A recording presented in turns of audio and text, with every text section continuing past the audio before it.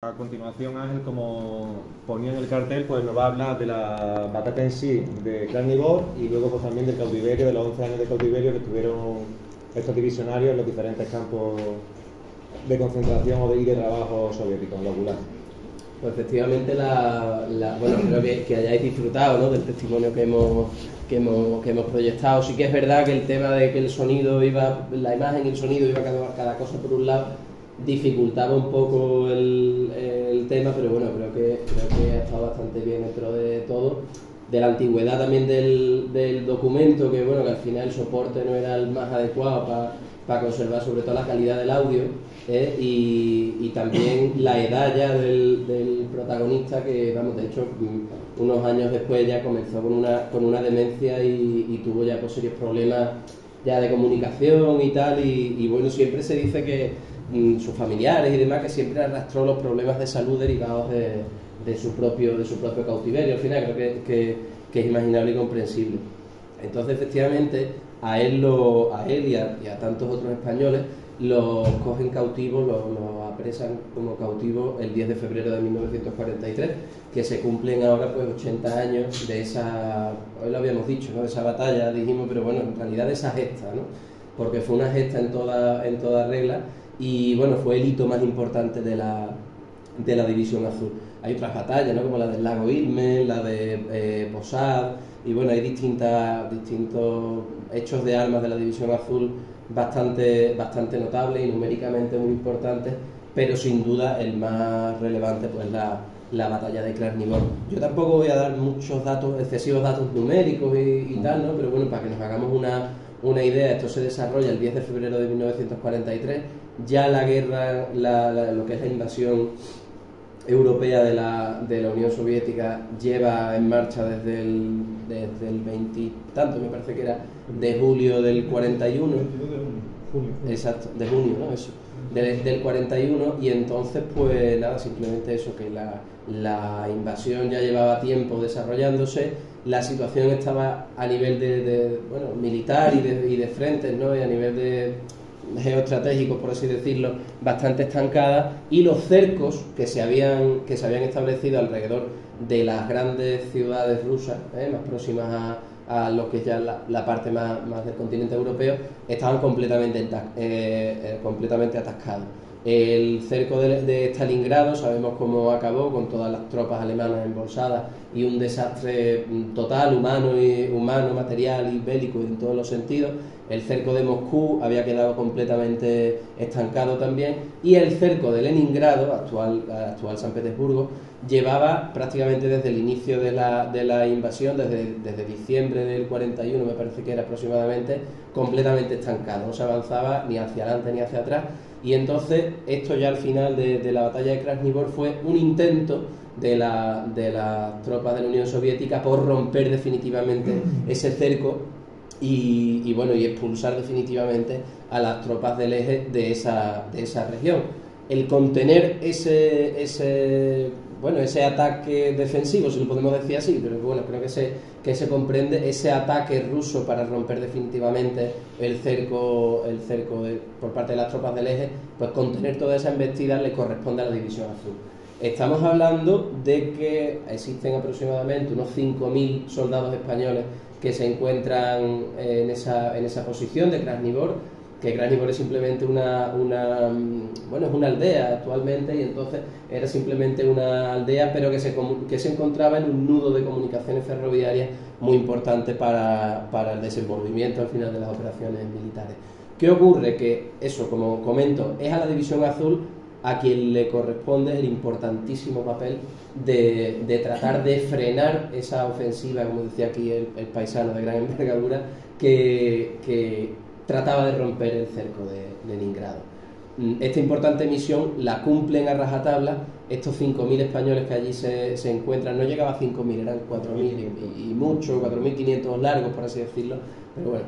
Entonces, pues nada, simplemente decir que se encontraban una proporción muy baja con respecto al enemigo, teniendo en cuenta que de los 4.500, 5.000 españoles había aproximadamente unos 40.000 soldados soviéticos, eran un total de 4 divisiones soviéticas frente a 5.000 españoles, y aparte estaban apoyados por una preparación artillera y por una aviación muy contundente. Entonces, bueno, la batalla consistió básicamente en un bombardeo brutal, pero absolutamente brutal y desolador sobre las posiciones españolas, que se esconden como pueden, que se guarnecen como pueden.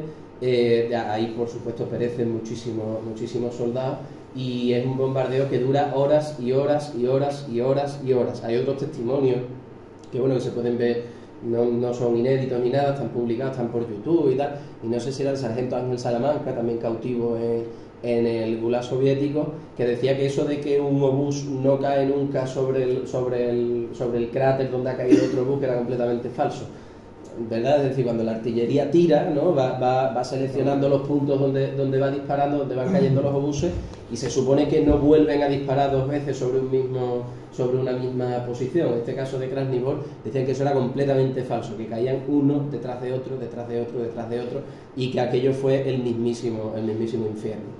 Entonces, ya después de eso, que creyeron que era lo peor que iba a haber en la jornada, pues se lanzaron hacia las posiciones españolas, como digo, 40.000 soviéticos, una infantería soviética de 40.000 soldados que de forma completamente salvaje trataron de llegar y de tomar las líneas españolas.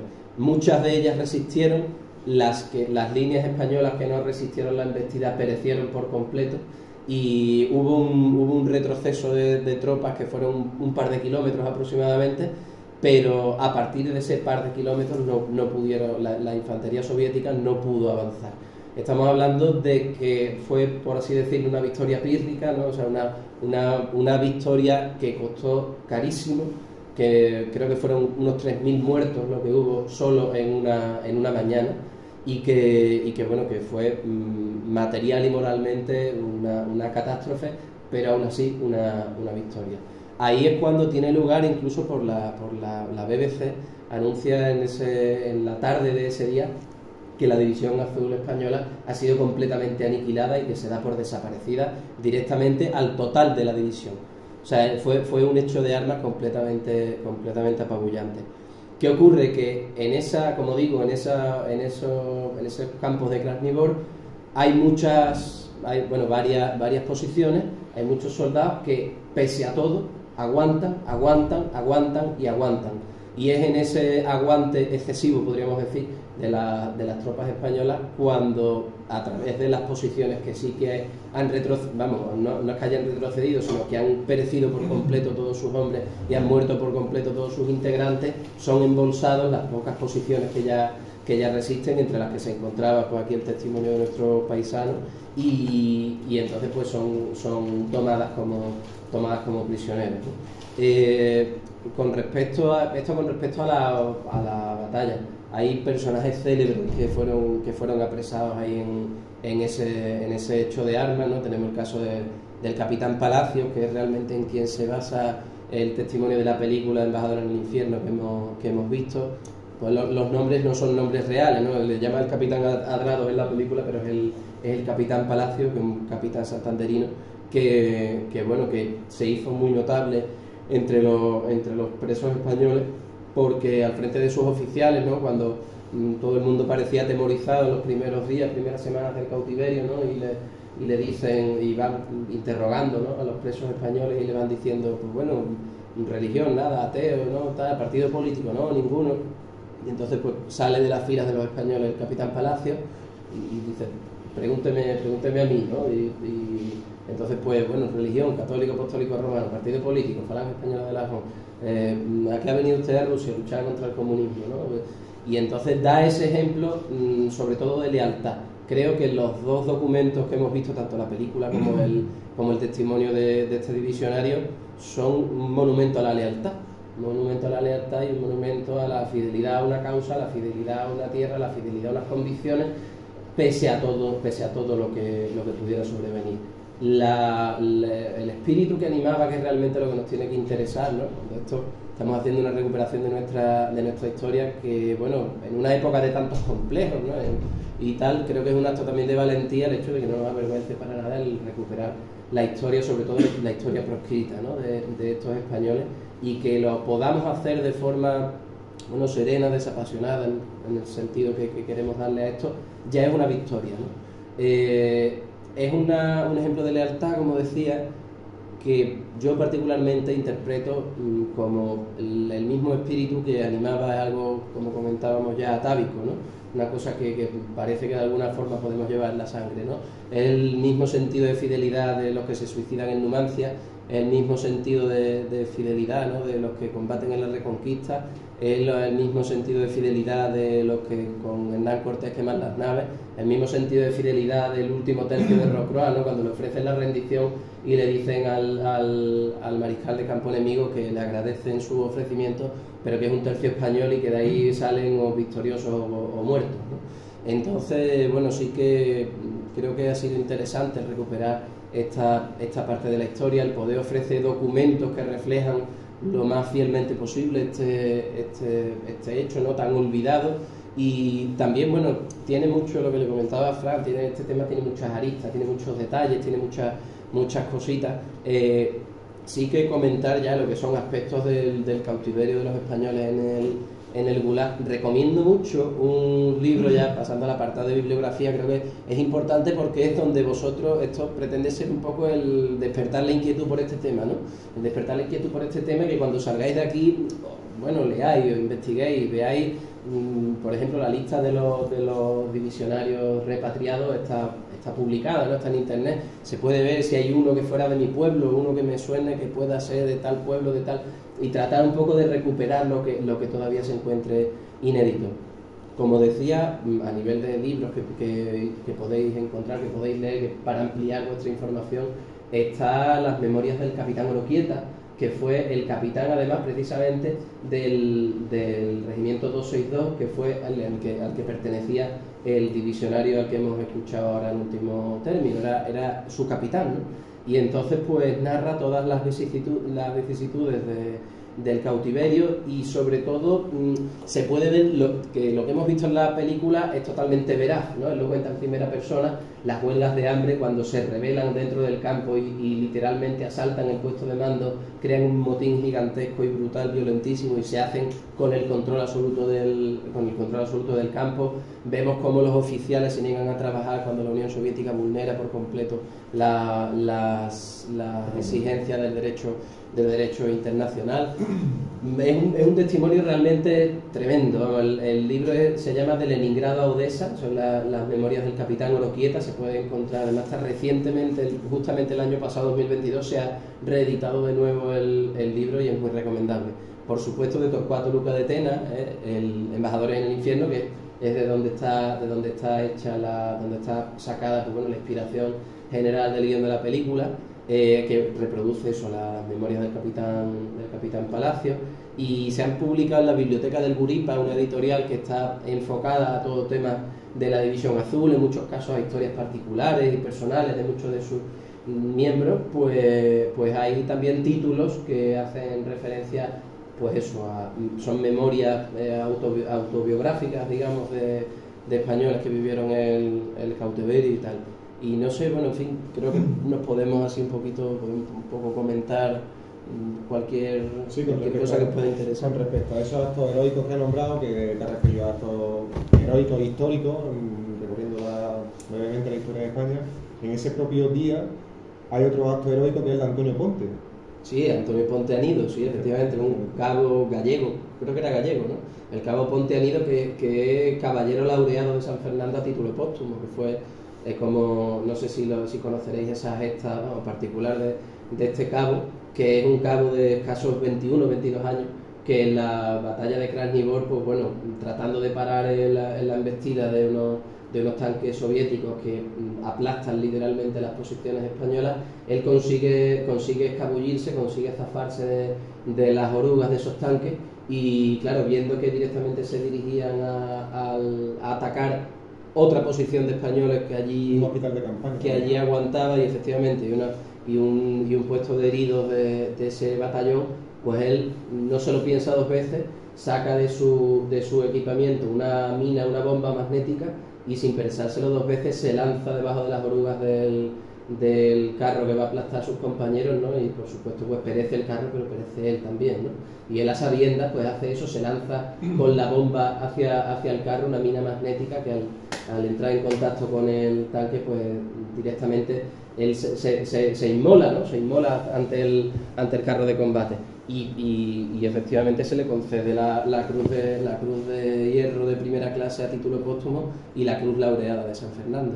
Hay cantidad de historias personales, de historias particulares, ¿no? Como el caso de que hemos comentado de Enrique Sotomayor, que ya hemos presentado el libro además en Córdoba, lo presentamos, que él cayó mucho antes, cayó en diciembre del 41 en la defensa de Posad, que fue otro de los grandes hitos, ¿no? Pero estamos viendo cómo gente tanto madura como muy joven no se lo pensó, ¿no? También comentábamos que había a la División Azul se alista incluso gente que, estamos hablando del año 40, que la situación en España era la que era, y se alistan incluso jóvenes que habían ganado posiciones al Banco de España, ¿no? En el año 40, 41, o recién casados, ¿no? Estamos hablando de que lo dejan todo, absolutamente todo, porque hay la penetración, el grado de penetración, de convencimiento que estas ideas suscitaron en la población fue total y absoluto, ¿no? Fue total y absoluto. Y yo digo sin rubor que la gesta de Krasnivor, bueno, la gesta de Krasnivor en particular no, pero bueno, lo que es la gesta en general de la División Azul fue la última gran gesta española fuera de nuestras fronteras, ¿verdad?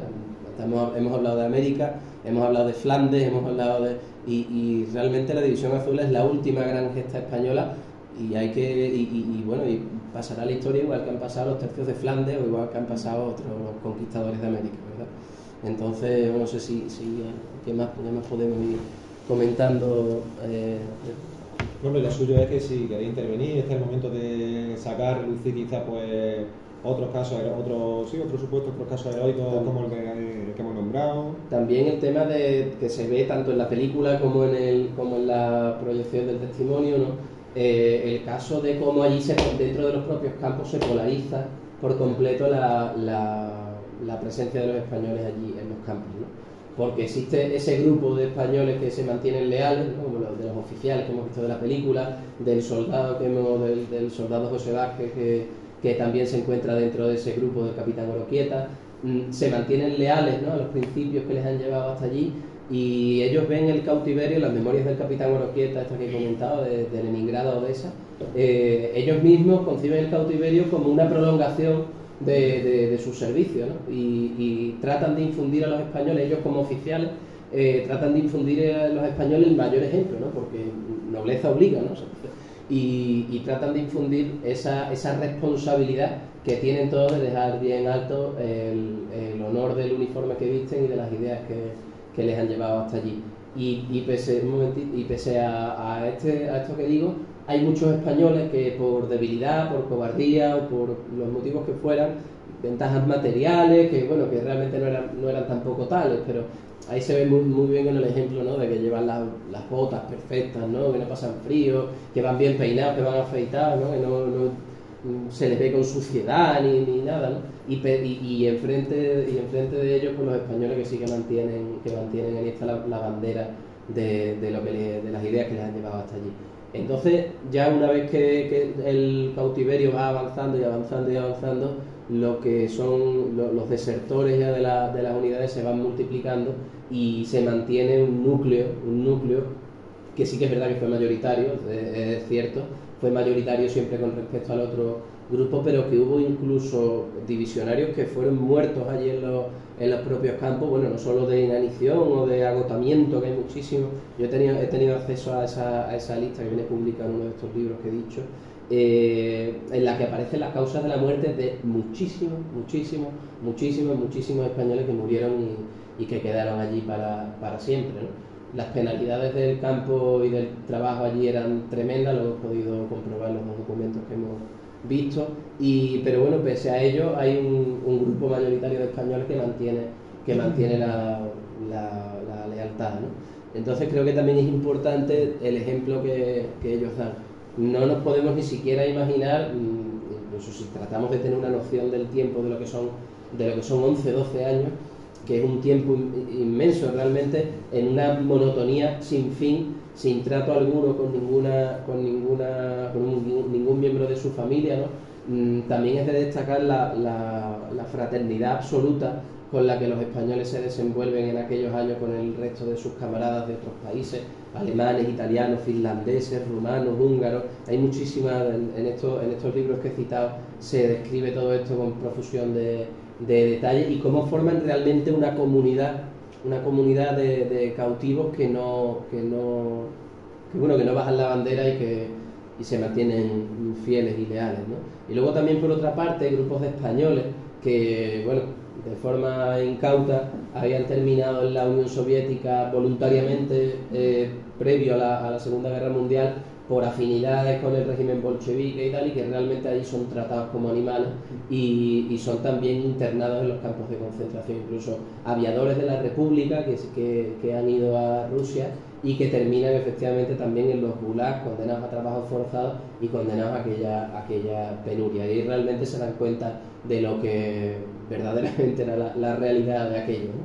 Y con todos los que no se pasan a esos grupos de prisioneros antifascistas y todo, que, como digo, todo esto en la bibliografía que he comentado lo podéis descubrir con profusión de detalles, ¿no? Todos los que no se unen a esos grupos de prisioneros antifascistas, incluso también los republicanos españoles, pues olvidan sus convencimientos pasados, ¿no? Y sus correrías pasadas, y se unen en un acto de dignidad absoluta, se unen al grupo de leales de presos españoles, ¿no?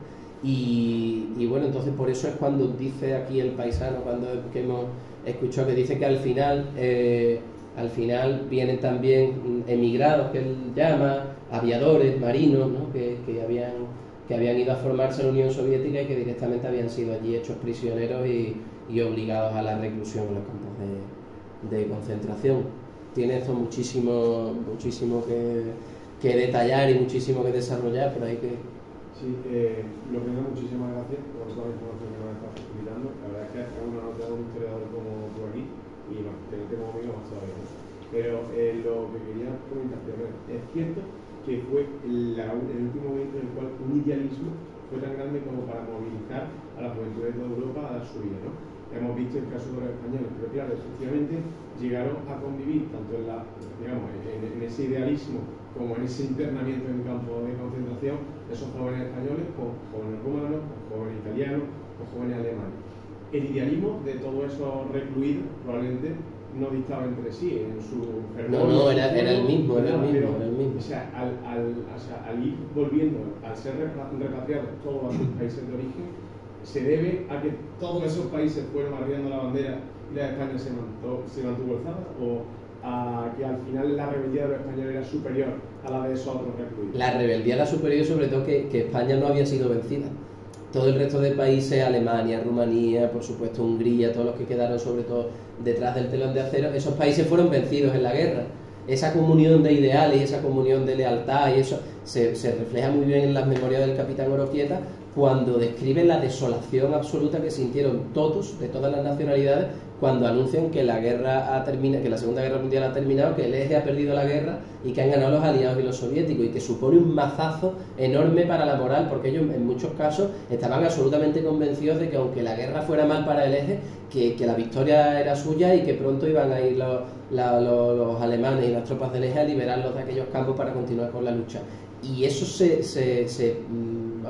estaba a la orden del día, ¿no? Estaba presente en el día a día, en las ilusiones y en las esperanzas de los cautivos, tanto españoles como del resto de países, con lo cual la hermandad y la comunión de ideales y de anhelos y de esperanzas era total entre todos los presos de todas las nacionalidades.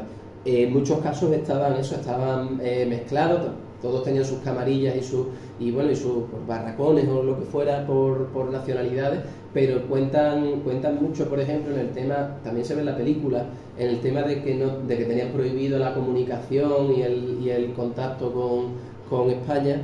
Tenían prohibida la comunicación, y los propios alemanes, por ejemplo, o los italianos, que sí que podían, como sus países habían sido vencidos y se había relajado un poco el trato hacia ellos, ellos mismos desde sus países mandaban mensajes cifrados en sus cartas para que sus familiares a su vez enviaran desde Alemania o desde Italia o desde donde fuera, mandaran información sobre los españoles a sendas direcciones o a sendas personas que se encontraban en España. Por eso sale cuando los italianos son repatriados que uno de los italianos se termina aprendiendo de memoria que cuando llega a Italia tiene que escribir a la madre de fulanito que su dirección es tal y cual, y el capitán Oroquieta lo contaba como alemanes e italianos memorizaban pero listas enormes de direcciones, de personas, de información que tenían que dar de todo, y que lo hicieron con éxito y que mantuvieron, vamos, hasta el final de sus días contacto, amistad y camaradería con esos italianos y con esos españoles. Ya digo que este libro del capitán Oroquieta, de Leningrado a Odessa,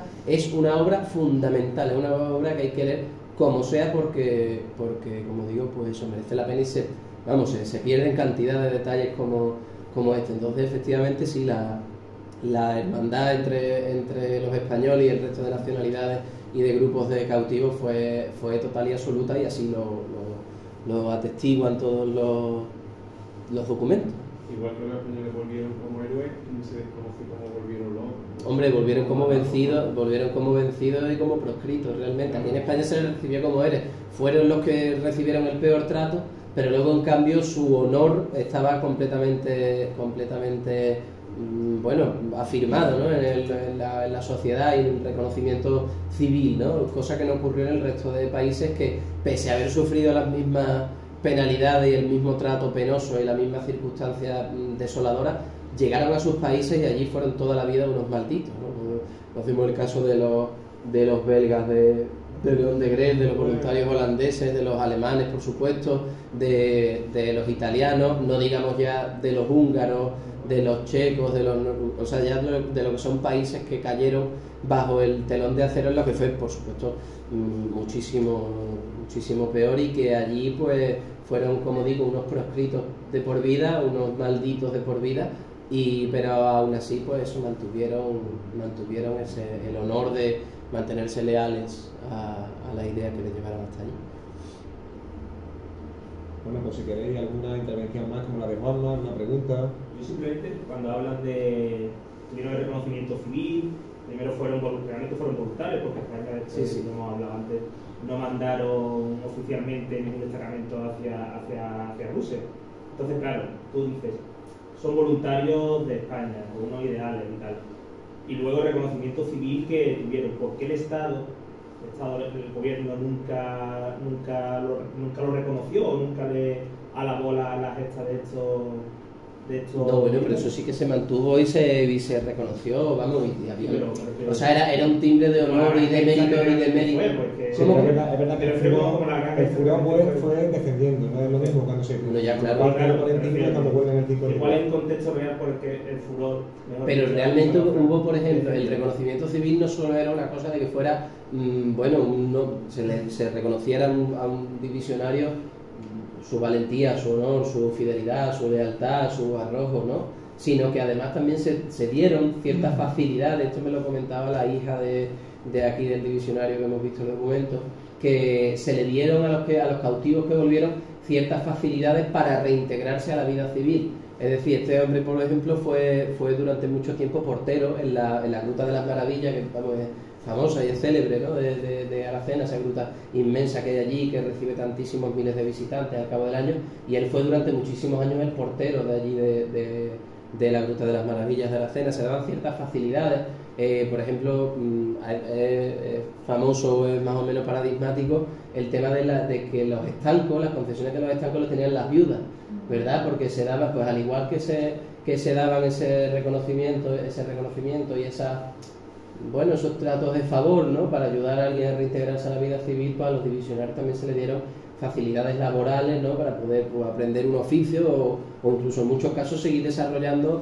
labores y tareas que habían podido aprender en Rusia, aunque de forma penosa, ¿no? Pero también el capitán Oroquieta cuenta como al negarse ellos se niegan a trabajar, también se ve en la película, se niegan a trabajar, ¿no? Por desobedecer las órdenes de los rusos, pero se dan cuenta de que el cautiverio sin una ocupación es realmente angustioso y que les está matando por dentro el hecho de que los días pasen con una monotonía brutal, y entonces cuando consiguen no trabajar es cuando solicitan al campo trabajar, ¿no? Pero bueno, esto es el caso únicamente de los oficiales, repito. Y entonces del capitán Oroquieta contaba que se emplean en talleres de torneros, de fresadores, de cosas así de este tipo, de labores pseudo-industriales, ¿no? Y que muchos de ellos cuando vuelven terminan colocándose pues en empresas y en fábricas españolas a trabajar gracias a ese manejo que habían adquirido y que fue como, por así decirlo de alguna forma, satisfactorio el hecho de que pudieron traer por lo menos un medio y unos conocimientos para poder desarrollar su vida aquí, porque en muchos casos, en el caso de los países, del resto de países europeos que hemos comentado, que fueron unos absolutos malditos, unos absolutos proscritos, unos absolutos marginados sociales, por así decirlo, y que nadie quería que su nombre apareciera unido al de personas que habían combatido con el eje en la Segunda Guerra Mundial. Muchos de ellos terminaron incluso en la mendicidad, o sea, unas situaciones lamentables, ¿no? De no ni siquiera pues reconocer aunque sea la dignidad del vencido, ¿no? Pero tratarlo con un trato de dignidad. Esto ni siquiera se dio en países que han presumido de la tolerancia y la libertad, ¿no? Como países que cayeron en el poder de los aliados, no en este caso de la Unión Soviética, sino de los aliados, países occidentales, ¿no? Y que tuvieron pues un trato verdaderamente vergonzoso con quien, pese a unas ideas que uno puede estar de acuerdo o no estar de acuerdo, pero tratar con dignidad al vencido, cosa que como decimos, solo se dio prácticamente en España. Pero yo creo que él se refiere a cómo, en cierto modo, lo podemos negar. Es verdad que los repatriados al régimen del 18 de julio del año 43 no fueron... Claro, efectivamente. Que no solo los que volvieron en Sibirán, sino los que luego volvieron incluso bajo cuerda también, porque habían permanecido fieles a Berlín hasta las últimas consecuencias, incluso desacatando las órdenes de... Claro, es que hubo muchos que no fue el caso de los que cayeron en el... O sea, sí, de los que cayeron, vale, yo no había entendido el comentario, ¿no? De los que cayeron, no fue el caso, perdón, de los que cayeron presos y cautivos, sino de los que habiendo permanecido, como dice Juanma, fieles a Berlín, luego vuelven de aquella manera y vuelven como pueden en una Europa completamente tomada por el enemigo, y en ese caso, por supuesto, o sea, han perdido en muchos casos la nacionalidad, ¿no?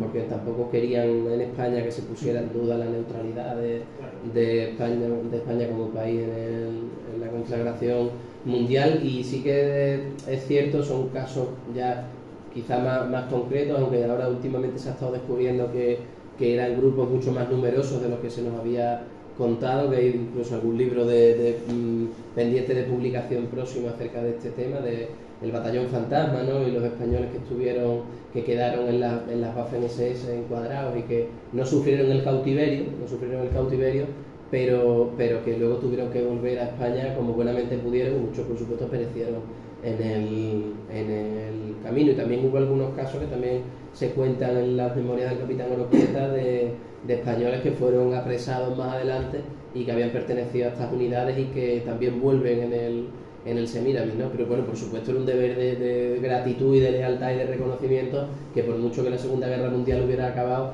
que España recibiera con dignidad y con los honores que se merecían a estos cautivos, por mucho que esa guerra mundial ya hubiera terminado. Y estamos hablando también de que había un status quo mundial que tenía España completamente aislada, completamente marginada.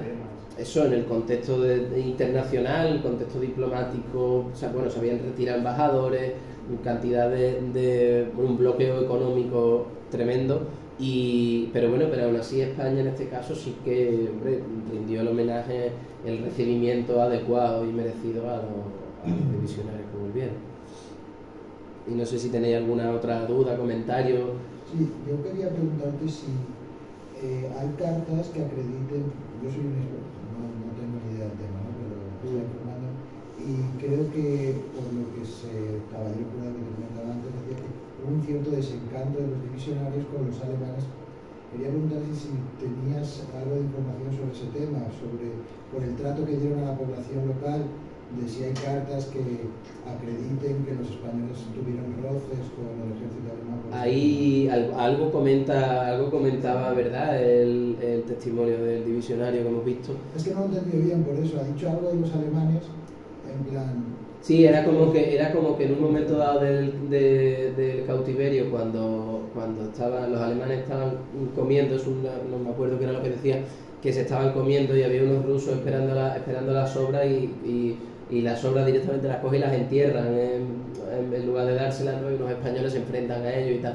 De todas formas, a ver, sí que es cierto que hubo ciertos roces, pero también creo que se ha sobredimensionado mucho la diferencia del trato, ¿no? Sí que es cierto que por parte de los españoles hubo en todos los casos un trato humano y cordial con la población rusa, y que en el caso de los alemanes en muchísimos casos también lo hubo y en algunos casos no los hubo, ¿no? Entonces, bueno, no sé si hay incluso algún caso de españoles en la que quedara documentado algún tipo de mal trato, de mal proceder con la población rusa, pero sí que también, sí, siendo cierto, se ha sobredimensionado mucho el hecho de que los alemanes fueran esos crueles y despiadados, ¿no? Porque realmente si hubiera habido tanto roce y hubiera habido tanto conflicto y tanta inquina entre ellos por el trato que estaban dando, no habría habido después, por ejemplo, en los campos, esa hermandad que estábamos comentando total y absoluta que hubo, y que sus propios protagonistas, los propios oficiales, que eran quien más tenían que decir y quien más podría, bueno, estar al corriente de esa diferencia de trato y de esos roces o lo que sea, y en cambio no se dio, ¿no? Entonces yo pienso que se debe tratar, o sea, como conclusión, creo, por lo menos con los fundamentos que hay, de que fueron casos aislados y excepcionales, pero bueno, que sin duda, pues, si los propios documentos lo cuentan, pues claro, existirían, claro, no cabe ninguna duda, una cosa no quita la otra. Una película de Sangre de la Nieve, no sé si lo habéis visto. Ah, sí. Pues Hay un caso así, sí. Sí, Sangre en la Nieve es una película, sí, es una película bastante interesante, que es además un thriller policíaco, Sí, ¿verdad? sí, Yo me acuerdo sí. que la vi hace un montón de años, que es un thriller policíaco. Ahora la están poniendo, ¿eh? Sí, la han puesto en Está una... cadena, pero la están Sí, poniendo. en la 2 y eso, Hay ¿verdad? un roce ahí que casi llega a bajar. Sí, ahí por ejemplo hacen eso, escenifican ese desencuentro, ¿no? Entonces, bueno, esto que estamos aquí comentando es una película española, además, que se hizo, que a mí me sorprendió cuando se hizo, porque digo, oye, mira, en fin, también, bueno, está muy exagerada, muy sobredimensionada, quizá, pues eso, actitudes así como de sádicas y de psicópatas y criminales, ¿no? Pero luego lo que son los protagonistas se les pinta como gente normal, ¿verdad?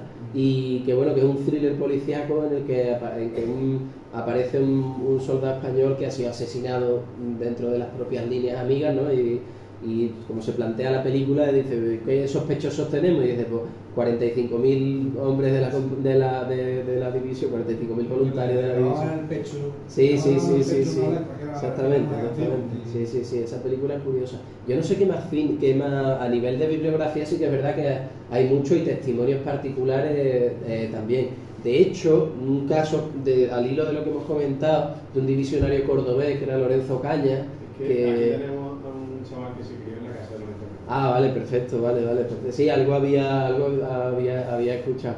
Que se trata de un divisionario que pasa, después de repatriada la división, pasa clandestinamente la frontera y se enrola junto con varios cientos más de españoles en una división de las Waffen-SS y sigue combatiendo a los soviéticos, ¿no? Y el libro que él dejó escrito, sus memorias, era Yo muerto en Rusia, ¿verdad? Que porque Lorenzo Caña también fue repatriado en el Semiramis aquí, como el resto que hemos visto, ¿no?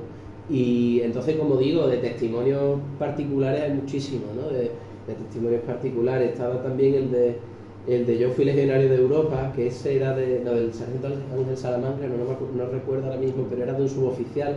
Se puede buscar, Yo fui legionario de Europa, también yo lo tengo, pero no recuerdo ahora mismo el autor quién era. ¿Cómo? No, pero no. Yo fui legionario de Europa, creo que era. Vamos, por lo menos jurar. Bueno, yo que tengo uno que se llama así. Ah, pues puede ser, vamos, no sé si será el mismo, no sé si serán los mismos o distintos, pero bueno, pero a nivel de filmografía, yo recomendaría, dentro de que no hay lo que son películas con guiones elaborados, con actores y tal, pero hay un documental que es del año 42, que todavía está la División Azul marchando y que todavía no se ha producido todos estos hechos que hemos visto y tal, que es del nodo, de la Filmoteca, está colgado en la Filmoteca Española y se puede consultar, que realmente fue un documental propagandístico, que también pues trataba de inducir a la gente a que secundara a alistarse en la división. Y nada, no sé si tenéis alguna otra. No tiene varios. ¿Cómo? Tiene varios noticieros. Sí, no, pero había muchos cortes, hay muchos cortes que iban emitiendo, pero sí, pero había uno concretamente, vamos, sería por supuesto digno de emitirse aquí, pero ya lógicamente con todo lo que hemos visto esta tarde ya es más que suficiente. Lo que está claro es que era gente de otra pasta, porque el caso de Lorenzo es que hizo la camisa vieja de Falange, por lo tanto hizo la guerrilla urbana, luego hizo la guerra del 37-39, se va a Rusia. Después de la División Azul se enrola en la Legión Azul y luego ya acaba en Berlín hasta la última gota de sangre allí. Sí, de hecho lo cogen en Berlín. Y luego sí, se queda en el seminario, o sea, se queda 12 años, no, el 10 años encerrado, vuelve a España y lo primero que hace es coger el teléfono, llamar a todos sus camaradas de club y decir, oye, que esto no es la Revolución Nacional Sindicalista, que esto es el régimen nacional católico y esto no me mola, que hay que hacer la revolución. O sea, que el día después de tantísimos años dando caña quería seguir dando caña. Quería seguir efectivamente llevando hasta el final su idea, pero es que al final eso es lo que queda, o sea, verá, el tema División Azul, campos de concentración, no sé qué, la Segunda Guerra Mundial y tal, por supuesto es importante el contexto en el que se enmarca, pero son al final cosas contingentes, ¿no? Lo que importa es la esencia de lo que queda. La esencia de lo que queda, un testimonio de lealtad, un convencimiento total por esas ideas y que realmente han sido las energías, ¿no? del español que han hecho la historia de España como ha sido, ¿no? Entonces pensamos que este es por lo menos el último gran caso representativo de ese espíritu de ese motor, ¿no? que ha movido la historia de España desde siempre, que no sabemos si ante circunstancias adversas, quizá ahora que vivimos en unos tiempos más dóciles, ¿no? Más aburguesados, quizá ese espíritu no se manifieste porque no vivimos en esa dureza, ¿no? del ideal y todo esto que vivieron ellos en su día, y quizá en circunstancias difíciles, no sabemos si lo viviremos o no, pero que quizá en circunstancias difíciles es cuando ese espíritu nace, cuando ese espíritu se desarrolla y se manifiesta vivo, ¿no? Quizá la docilidad de la vida muelle de estos tiempos, las ocupaciones y todo, no mueve ese motor la historia de España porque no se dan las circunstancias necesarias. Bueno, eso ya queda la interpretación de cada cual. Y nada. Pues con esta reflexión